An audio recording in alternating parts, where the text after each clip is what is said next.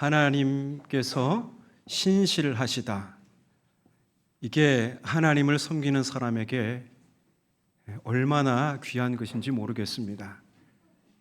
우리는 참 변덕스러운데 하나님은 한결 같으시다는 것이죠. 이제 무더위가 이제 시작되었는데요. 이 무더운 여름날에도 하나님의 신실하심이 여러분의 가정과 삶과 일터에 함께 하시기를 주의 이름으로 축복합니다. 이스라엘 초대 왕 사울은 베냐민 지파 사람입니다. 이 베냐민 지파는 이스라엘 12지파 중에서 가장 작은 지파예요. 그러니까 이스라엘의 초대 왕은 가장 작은 지파에서 나온 거죠. 지파가 작더라도 그 가문이 훌륭할 수 있습니다. 그런데 이 사울 가문은 이렇다 할 자랑거리도 없습니다. 하나님은 인간적으로 보면 정말 내세울 것 없는 그런 출신의 사람을 기름 부어 하나님의 일꾼으로 세우셨습니다. 기름을 붓는 행위는 하나님께 선택된 자를 구별하여 세운다는 의미가 있죠. 구별한다. 딱 이렇게 떼어서 너 이런 역할을 해. 이렇게 하나님께서 구별하셨다는 거죠. 이 사울에게 이 기름 부음의 의식은 매우 비밀리에 행해집니다. 사무엘이 사울에게 기름을 부었지만 아직 공식적인 왕으로 취임하기 위해서는 절차가 남아 있어요. 그냥 기름 부었다고 왕 역할을 하는 것이 아니죠. 그가 왕이라는 것을 온 백성에게 인정받아야 됩니다. 공증받아야 돼요. 그러기 위해서는 그때 절차가 제비를 뽑는 거예요. 제비를 뽑아서 누군가가 선출되면 이 사람은 하나님께서 선택하신 사람이야. 이렇게 인정했다는 것이죠. 그렇기 때문에 이 사울은 기름 부음을 받았지만 아직 공식적인 왕으로 취임하기 위해서는 이제 제비 뽑아서 공증받아야 하고 또 공식적인 취임식도 해야 합니다. 아직까지는 하나님께서 사울을 선택하셨다는 것을 사무엘과 사울 둘밖에 모릅니다. 흥미로운 사실은 사울이 기름 부음을 받은 후 나타난 현상입니다. 사무엘상 10장 9절 말씀인데요. 화면을 보시고 함께 읽을까요? 그가 사무엘에게서 떠나려고 몸을 돌이킬 때에 하나님이 새 마음을 주셨고 그날 그 징조도 다 응하니라. 아멘. 이 말씀에 보니까 하나님께서 사울에게 새 마음을 주셨어요. 이 새 마음은 옛 마음과 반대되는 마음이에요. 옛 마음은 내 마음이고 새 마음은 성령을 통해서 주시는 하나님의 마음입니다. 사울은 기름 부음을 받은 후에 새 마음, 즉 하나님의 마음을 얻게 됩니다. 이 사울에게 새 마음이 필요한 것은 그가 옛 마음으로는 왕의 직무를 감당할 수 없기 때문입니다. 본래 이스라엘의 왕은 하나님이시죠. 그런데 이스라엘 백성이 사사시대를 겪으면서 우리도 왕이 있으면 좋겠다. 이 마음이 점점 커졌습니다. 여호수아가 가나안 땅을 정복하고 그 이스라엘의 영도자로서 이스라엘 백성들을 이끌었어요. 그런데 여호수아가 죽고 난 후에 누가 이스라엘을 영도하냐? 사사들이에요. 사무엘상 바로 전에 어떤 책이 있죠? 사사기가 있죠. 여호수아, 사사기, 사무엘상 이렇게 이어지는 거죠. 이 사사들이 이제 이스라엘의 영도자 역할을 하는데 그때 이스라엘의 패턴이 있습니다. 사사시대에. 백성들이 하나님의 말씀을 떠나 범죄합니다. 그러면 하나님께서 어떻게 하셔요?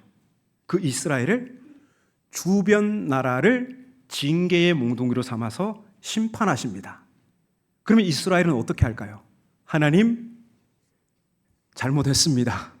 회개하는 거예요. 그러면 하나님께서 그때마다 사사들을 불러 세워서 이스라엘을 적으로부터 구원합니다. 모든 사사들은 언제 부름을 받냐? 이스라엘이 회개할 때. 그때 하나님은 사사들을 세우셔서 구원하시죠. 그래서 범죄, 심판, 회개, 구원이라는 패턴이 사사기에 계속 이어집니다. 언제까지 이어질까요? 이스라엘의 왕이 취임하기 전까지. 그래서 이스라엘의 마지막 사사는 사무엘입니다. 이 사무엘이 사울에게 기름 부음을 받고 사울이 공식적인 이스라엘 왕으로 나라를 다스릴 때까지 사사시대가 이어지는 거죠.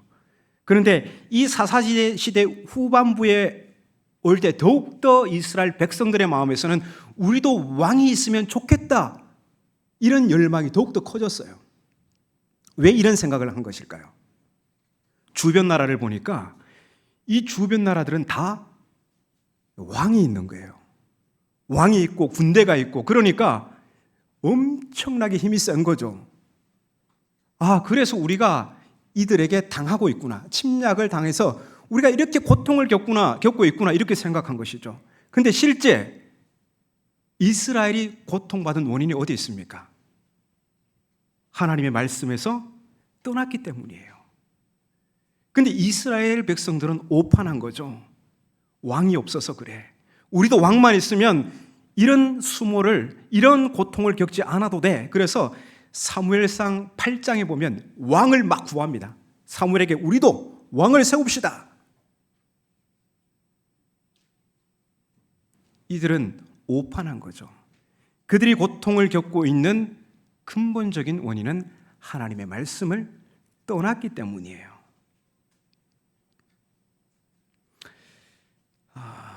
이스라엘은 강력한 군대를 거느리고 있는 용맹무쌍한 그런 왕을 구했습니다.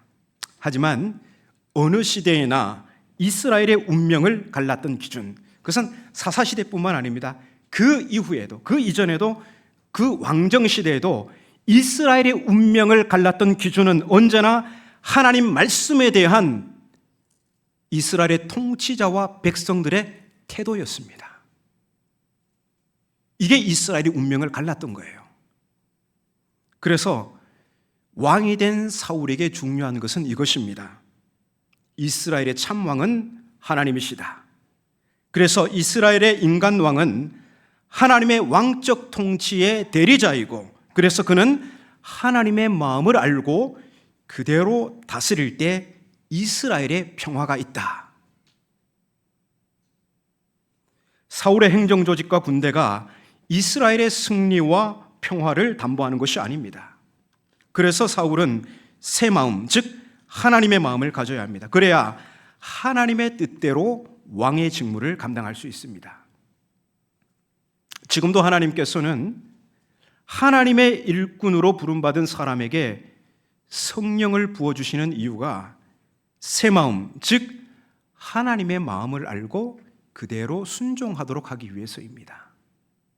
이렇게 볼 때 성령님께서 우리 안에서 하시는 역할은 하나님과 불일치한 우리의 마음을 하나님의 마음에 일치하도록 조율하시는 일입니다.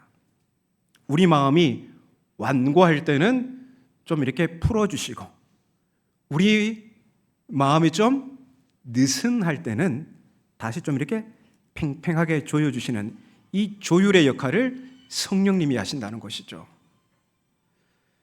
이제 사울은 하나님께서 주신 새 마음으로 왕의 직무를 감당합니다. 그런데 그가 이스라엘을 다스린 지 2년이 되어서 문제가 발생합니다.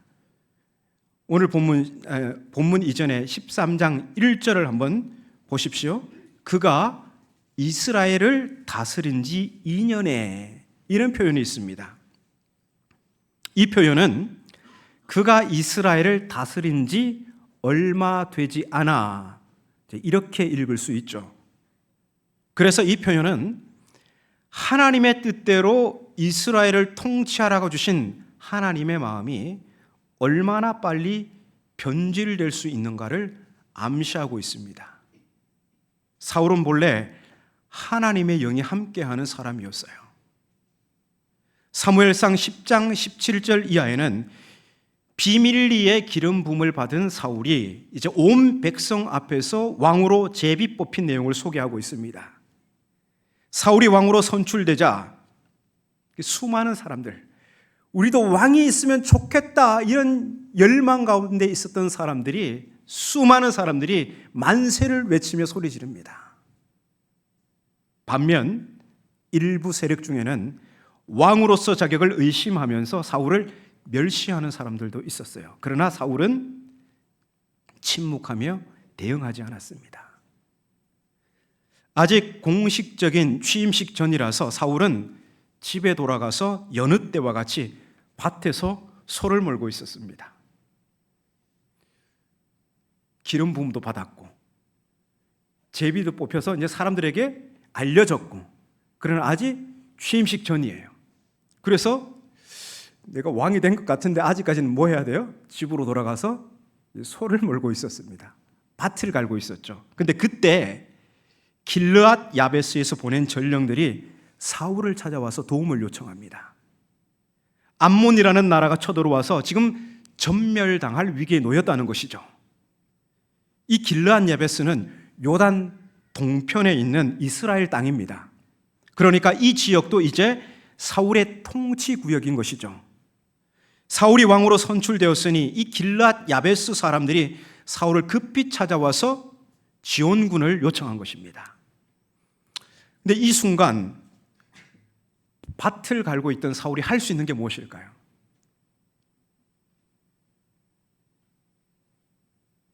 암몬이라는 나라가 쳐들어왔다니까요, 길르앗 야베스를. 근데 지금 사울은 이제 뭐 하고 있어요? 밭을 갈고 있어요. 근데 내가 왕이라고 이 길르앗 야베스에서 전령들이 와서 도와달라는 거예요. 뭘 할 수 있겠어요? 그런데 사울이 전령들의 말을 듣고 있을 때 그가 하나님의 영에 크게 감동됩니다. 그러자 용맹무쌍한 하나님의 전사로 거듭납니다. 사울은 한결이 소를 잡아 각을 뜨고 그것을 이스라엘 모든 지역에 두루 보내어서 누구든지 나와서 사울과 사무엘을 따르지 아니하면 그의 소들도 이와 같이 하겠다, 이렇게 선포합니다. 이 소를 각을 떴다는 것은 번제들 다 잘랐다는 거예요, 부위마다. 그리고 이스라엘 전 지역에 보내서 누구든지 출전하지 아니하면 당신들의 소도 다 이같이 하겠다, 이렇게 선포한 것이죠. 이전에 사울에게는 없었던 모습입니다. 이런 모습은 사울에게 없었어요. 하지만 그는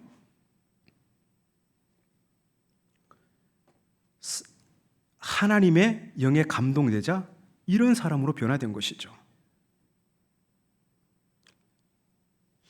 참 이게 특이합니다. 하나님의 영에 감동되니까 사람이 어떻게 됩니까? 완전히 뒤바뀌어요. 그냥 인간적인 생각으로 생각해 보세요. 아직 취임식 전이죠. 이런 명령을 내렸다고 해서 얼마나 이 명령을 따를지도 불분명한 상태예요. 그런데 사울의 명령이 떨어지는 순간 어떤 일이 벌어지냐면 이스라엘 전역에 여호와께서 내리시는 두려움이 임합니다. 그러자 사울의 명령을 전해들은 모든 백성이 한 사람같이 암몬과 싸우기 위해서 나옵니다. 아직 제대로 된 군대 조직을 갖추지 못했지만 사울은 백성을 이끌고 길르앗 야베스로 출전합니다. 그리고 암몬에 맞서 싸워서 대승을 거둡니다. 이제 이 전쟁에서 승리로 왕으로서 그의 자격을 의심받던 사울은 그를 의심하는 세력의 목소리를 잠재우게 되는 것이죠. 그리고 드디어 사울은 길갈로 가서 공식적인 이스라엘 초대왕으로 취임합니다. 그런데 이게 문제의 발단이었을까요? 이후 사울은 반대 세력 없이 평화롭게 나라를 통치합니다. 감히 내가 왕을? 어림도 없다는 제위쪽 그의 겸손한 마음은 이제 이 정도면 좀 괜찮은 왕이지 하는 그런 교만한 마음이 쓱 들어왔습니다. 교만은 내 안에 계신 성령님을 몰아내어서 하나님의 마음이 있어야 할 자리에 완고한 내 마음이 다시 자리 잡게 하는 것입니다. 그래서 지혜자는 이렇게 말했죠.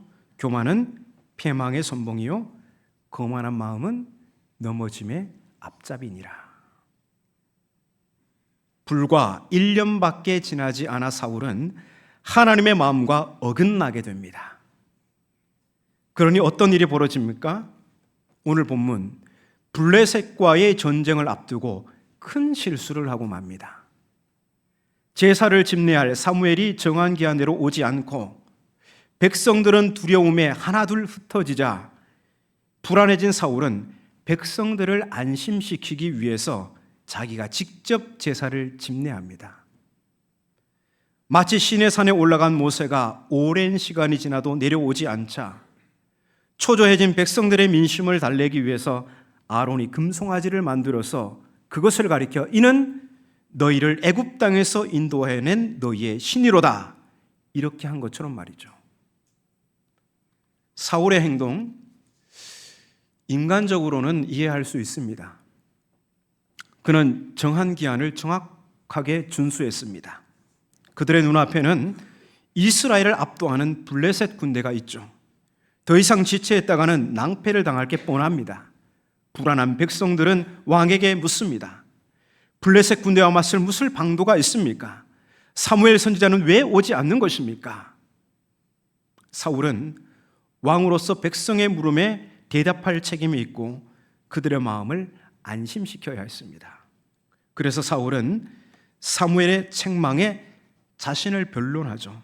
백성은 내게서 흩어지고 당신은 정한 날에 오지 않고 블레셋은 금방이라도 우리를 삼킬 것 같아 내가 부득이하게 번제를 드렸습니다. 사울의 요지는 상황이 여의치 않아 인간적으로 이렇게 할 수밖에 없었다는 것을 헤아려 달라는 것입니다. 인간적으로 보면 그럴 수 있겠다 싶잖아요. 하지만 사울이 알아야 할 것이 있습니다. 인간적으로라는 말의 함정입니다.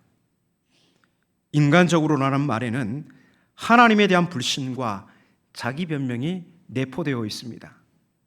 불과 1년 전 그가 암몬과 싸워 이겼을 때 인간적으로 보면 암몬은 싸우면 안 되는 상대였습니다.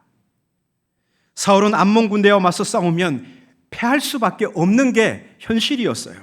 그런데 길르앗야베스 전령들의 말을 듣자 사울이 하나님의 영에 크게 감동됩니다. 즉 인간적인 생각이 자리해야 할 그의 마음에 하나님의 마음이 자리한 것이죠. 그러자 사울은 용기 백배의 사람이 됩니다. 그리고 인간적으로 보면 무모한 싸움이라 비난받을 수 있는 출전 결정에 온 백성이 여호와의 두려움에 사로잡혀서 한 사람이 나오는 것 같이 나오게 됩니다. 사울이 인간적인 생각에 사로잡혔을 때 백성들의 반응이 어떻습니까?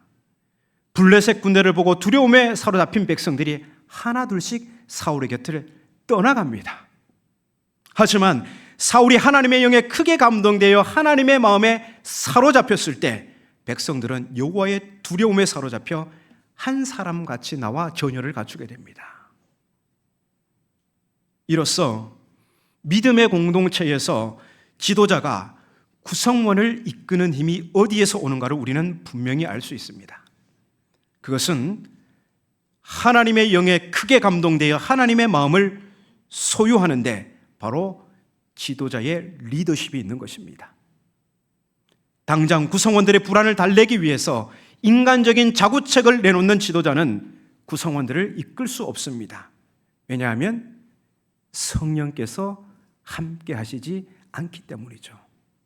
하지만 어느 공동체의 지도자가 하나님의 영에 크게 감동되어 하나님의 마음을 소유하면 그 지도자는 구성원 모두를 마치 한 사람을 이끄는 것처럼 지도할 수 있습니다. 왜 그렇습니까? 그 구성원들이 성령의 역사로 인해 하나님의 두려움에 사로잡히기 때문입니다. 우리가 하나님의 두려움에 사로잡히면 공동체 눈앞에 있는 블레셋과 같은 무시무시한 과제 앞에서도 당당할 수 있는 것입니다. 우리 앞에 놓인 과제가 얼마나 크냐 작냐 그게 문제가 아니라니까요. 우리가 누구에게 사로잡히냐 그게 본질입니다. 제가 한 교회에서 사역하고 있을 때 평일날 교인 중 한 분이 담임 목사님을 찾아오셨어요. 이유인즉 외국 유학을 마치고 온 조카가 기독교 재단에서 세운 모 대학교 교원 임용에 지원하려고 하는데 교인 증명서가 필요하다는 겁니다. 그 조카는 예수를 믿지 않는 사람이었습니다.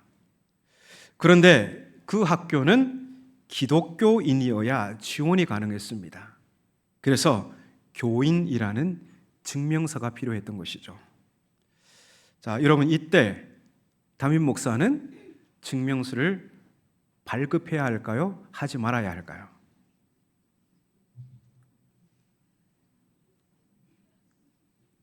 이런 거 가지고 저 찾아오지 마십시오. 저 고민도 안 합니다. 이 목사님이 절충안을 내놓았습니다. 우리 교회 교인으로 증명서를 발급하려면 우리 교회 교인이어야 합니다. 그래서 교인 증명서를 발급받으려면 먼저 우리 교회에 등록하시고 성실하게 예배 출석하겠다고 다짐하면 그 후에 발급해 드리겠습니다. 그러면 정상적인 발급이잖아요. 맞잖아요. 그런데 그 대답을 들은 그분이 얼굴이 울그락불그락해졌습니다. 왜냐하면 조카는 예배 출석하고 싶은 마음은 조금도 없었기 때문입니다. 그냥 임용 절차 과정에 이 교인 증명서가 필요했던 것이죠. 그래서 삼촌에게 부탁한 것입니다. 자, 그때부터 그분은 담임 목사님 얼굴도 마주치지 않고 이 목사님의 허물을 만들어서 교인들을 선동하기 시작했습니다. 인간적으로 생각하면 이 순식간에 만드는 그 증명서 하나 만들어주면 서로 좋게 끝났을 일이죠. 하지만 그 목사님의 양심은 하나님의 마음에 붙들려 있었습니다. 눈 한번 질끈 감으면 서로 좋다는 것을 잘 알고 있지만 그분은 하나님을 더 두려워했습니다. 그 부탁하신 분이 꽤나 사회적으로도 교회에서도 제법 힘을 좀 발휘하는 분이었거든요. 그러나 흔들리지 않았습니다. 그래서 중요한 것은 우리가 무엇에 사로잡히냐 하는 것입니다. 블레셋과 같이 압도적인 힘 앞에서 두려움에 사로잡히느냐 아니면 하나님의 영에 크게 감동되어 하나님의 마음에 사로잡히느냐. 우리 교회 앞에 놓인 블레셋 군대와 같은 압도하는 과제가 있습니까? 그게 건축입니까? 아니면 다음 주 있을 항존직 선출입니까? 그게 무엇이든 우리는 인간적인 계산과 인간적인 생각을 앞세우면서 부득이한 일을 행해서는 안 됩니다. 그것은 하나님에 대한 불신과 나약한 자기 변명일 뿐입니다. 이럴 때일수록 우리는 하나님의 마음을 구해야 합니다. 이곳에 하나님의 영에 크게 감동되는 사람이 많기를 구해야 합니다. 그렇지 않으면 우리도 얼마든지 사울과 같은 궁색한 변명만 늘어놓을 수밖에 없습니다. 인간적으로 어쩔 수 없었잖아. 결국 사울은 이 일로 인해서 사무엘로부터 그의 왕위가 길지 못할 것이라는 말을 듣게 됩니다. 그리고 여호와께서 그의 마음에 맞는 사람을 찾아 그를 대신해 백성의 지도자로 세우실 것이라고 합니다. 사울에게 이게 얼마나 뼈아픈 말입니까? 우리는 사울을 대신할 하나님의 마음에 맞는 사람이 누구인지 알고 있습니다. 다윗입니다. 흔히 다윗을 가리켜 하나님 마음에 합한 자, 하나님 마음과 일치한 자 이렇게 표현합니다. 서로 마음이 일치한다는 것은 좋은 관계를 의미합니다. 다윗은 하나님과 좋은 관계에 있었습니다. 그가 하나님의 마음을 잘 알았고 자기 마음을 하나님의 마음에 일치시킬 줄 알았기 때문이죠. 성경은 바로 다윗과 같은 사람을 의인이라고 합니다. 의인은 하나님과 마음이 일치하는 사람, 그래서 하나님과 올바른 관계를 맺고 있는 사람을 뜻합니다. 우리에게 아주 익숙한 말로 믿음 좋은 사람입니다. 믿음은 하나님의 마음에 내 마음을 일치시키는 것이기 때문이죠. 하나님께서 바로 이런 의인에게 하나님의 뜻을 보여주시고 그를 통해 당신의 뜻을 이루어 가십니다. 다음 주일은 일꾼을 선출하는 공동의회가 있습니다. 여러분은 어떤 기준으로 후보자에게 투표하시겠습니까? 인간적인 이해관계입니까? 아니면 그 후보가 하나님의 마음에 맞는 사람이기 때문입니까? 나에게 잘하는 사람입니까? 아니면 공적인 의식을 가지고 교회 일에 임하는 사람이기 때문입니까? 교회가 교회다우려면 하나님의 마음에 맞는 일꾼이 선출되어야 하고 공적 의식을 갖춘 사람이라야 합니다. 그러기 위해서 먼저는 투표하는 공동의회 회원들이 하나님의 마음을 잘 알아야 합니다. 국가나 어떤 공동체는 그 구성원의 수준에 맞는 지도자를 선출할 수밖에 없습니다. 하나님의 마음을 잘 아는 성도들이 있는 교회는 하나님의 마음을 아는 일꾼들이 선출되는 것이고, 인간적인 생각이 앞서는 교회는 그런 일꾼을 선출할 수밖에 없습니다. 변질된 사울의 신앙을 반면교사 삼아 교회 일꾼을 선출하는 기준을 생각해 본다면 그것은 지금 그가 있는 자리에서 얼마나 겸손한 마음으로 신실하게 헌신하고 있는가를 보면 됩니다. 그 후보자가 서리 집사 직분을 받았을 때 성령을 통해 주신 새 마음을 지금까지 잘 간직하면서 충성하고 있는가를 보면 됩니다. 인간적인 생각을 앞세우며 주신 사명을 게을리한 사람은 일꾼으로 적합하지가 않습니다. 집사 5명, 권사 12명 이렇게 선포했습니다. 그러나 5명, 12명이 다 선출되는 게 중요한 게 아니라 정말 하나님의 마음에 맞는 사람, 공적 의식을 갖춘 사람, 언제든 어디에서든 그 자리에서 하나님 앞에 신실함을 보인 사람을 선출해야 합니다. 분명한 것은 우리는 잘난 사람 혹은 완벽한 사람을 일꾼으로 뽑는 게 아닙니다. 그런 사람은 아무도 없습니다. 자신의 부족함을 알고 어떤 위치에서도 맡은 직분을 성실히 행했는가를 주목하는 것입니다. 예수님은 지극히 작은 일에 충성한 자가 지극히 큰 일에도 충성한다고 하셨습니다.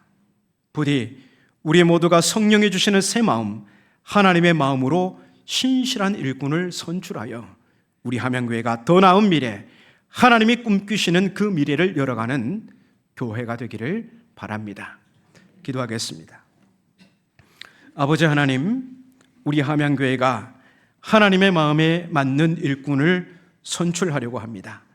인간적인 생각과 판단을 앞세우지 않게 하시고 기도하며 수첩을 두루 살피며 한 주간 누구를 선출할 것인가를 깊이 숙고하게 하옵소서. 준비 없이 당일 누구를 뽑을까 망설이지 않게 하시고 미리 준비하여 집사 5명, 권사 12명 선출에 막힘없이 기표할 수 있는 우리 공동의회 모든 회원들 되게 하옵소서. 이 일을 통하여 하나님의 마음에 맞는 일꾼이 선출되어서 주님의 몸된 교회가 하나님이 거하실 처소로 함께 아름답게 지어져 가게 하옵소서. 예수님의 이름으로 기도합니다. 아멘.